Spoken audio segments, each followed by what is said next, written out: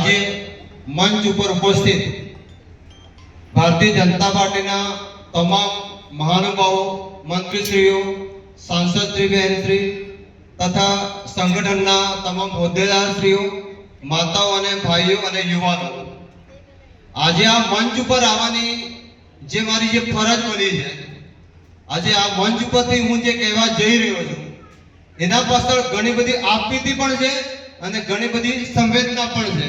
એ સંવેદનાને તમારે સાકાર કરવાની છે. જો એ તમે સંવેદના સાકાર નહીં કરશો તો આ મંચ ઉપર મારે આવવાનો કોઈ અર્થ સરતો નથી.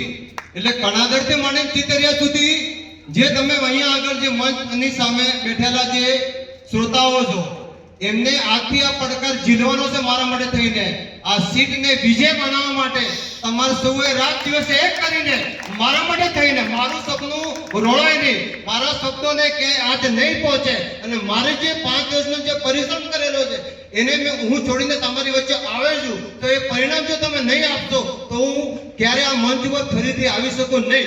એના માટે હું તમારા સૌને આ જવાબદારી આજે સોંપું છું અને આ જવાબદારી તમારે સૌએ ઉઠાવી લેવાની છે અને તમારું હું જે આ પાર્ટીમાં જોડાયો છે એની તાકાત તમારે મને આપવાની છે જેથી કરી ભવિષ્યની અંદર અખંડ ભારતનું જે સપનું મોદી સાહેબ કે ફરે છે એના માટેની તાકાત આપણે સૌની અંદર આવવી જોઈએ.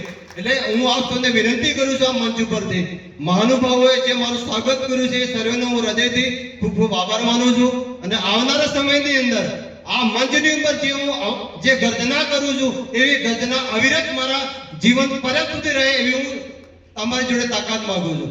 અસ્તુ. જય હિન્દ, જય ભારત. અને મારું જે અહીંયા